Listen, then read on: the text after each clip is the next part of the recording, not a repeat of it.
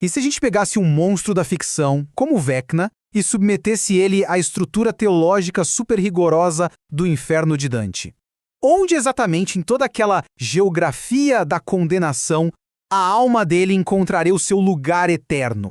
Para começo de conversa, é muito importante entender a premissa dessa análise. Isso aqui não é um decreto, sabe? É uma simulação teológica. A gente está aplicando leis espirituais a uma construção da ficção para ver onde a gente chega. O julgamento final, claro, é divino, mas os atos de um personagem permitem que a gente deduza a natureza da alma dele.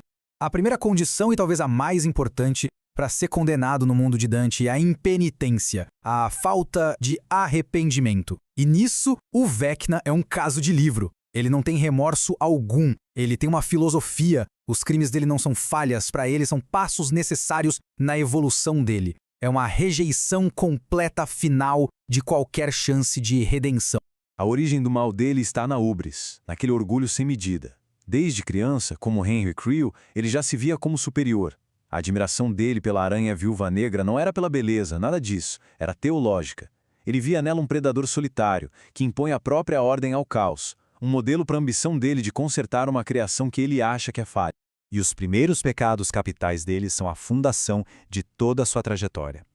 O assassinato da mãe é um crime contra a própria fonte da vida.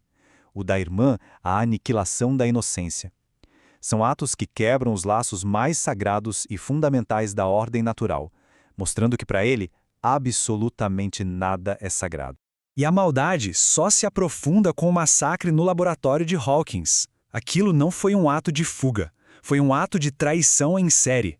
Ele traiu a confiança da Eleven, traiu os irmãos de cativeiro e, mais importante, traiu o Dr. Brenner, a figura que, apesar de tudo, foi seu mestre e que cultivou os poderes dele.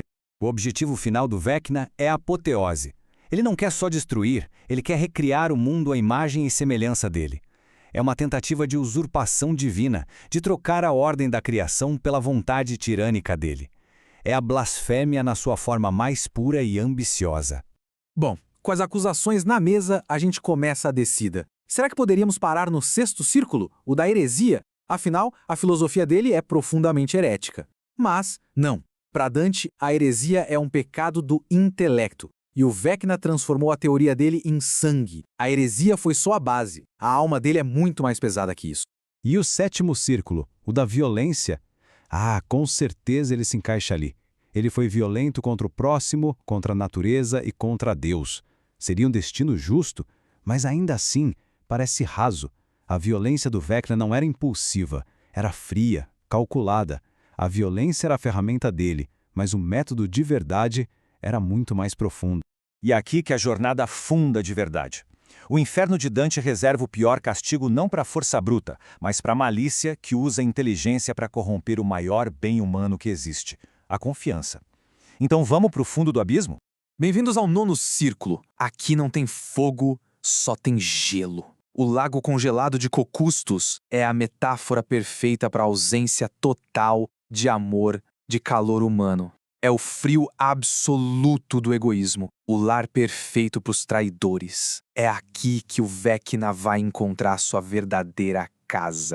Ele entra logo na primeira zona, a Caina, destinada aos traidores de parentes. Por ter assassinado a mãe e a irmã, esse é o ponto de entrada garantido dele no reino do pecado supremo. O gelo sobe até o pescoço, é o primeiro nível da condenação final. Mas ele não para por aí. A alma dele é puxada mais para baixo, mais profundo para a Antenora, a zona dos traidores da pátria. Só que no caso dele, a pátria é a própria humanidade. Ao se aliar a uma dimensão alienígena para destruir nossa espécie, ele cometeu a traição máxima em escala cósmica. A descida continua para Ptolomeia, a zona dos traidores de hóspedes. O Vecna invade a mente das vítimas dele. Ele entra na casa da alma como um convidado indesejado e a destrói por dentro. É a violação da hospitalidade no nível mais íntimo e aterrorizante que existe. E então chegamos ao veredito final. Judeca, o centro absoluto do inferno. Essa é a zona para os que traem seus maiores benfeitores. E o benfeitor do Vecna, aquele que nutriu seus poderes, foi o Dr. Brenner. A traição no laboratório o sela nesse lugar.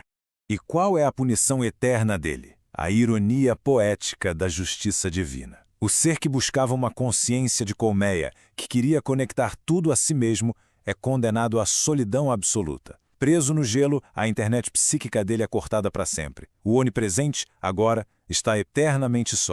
A segunda parte do seu tormento é o fim do tempo. A criatura obcecada com evolução, com se tornar algo novo, agora está congelada, presa num agora eterno, sem passado para consumir e sem futuro para moldar. O controle que ele tanto desejava se foi para sempre.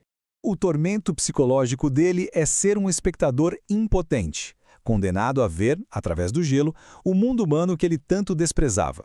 Ele pode ver a vida, a desordem, a beleza imperfeita que ele tentou apagar, mas está para sempre separado dela, incapaz de tocar ou destruir. No fim das contas, a jornada dele para o inferno foi uma questão de gravidade, quase uma lei da física. O peso da alma dele, acumulado pela violência, aprofundado pela fraude e selado pela traição, simplesmente o puxou para baixo, de predador supremo a prisioneiro no centro de tudo.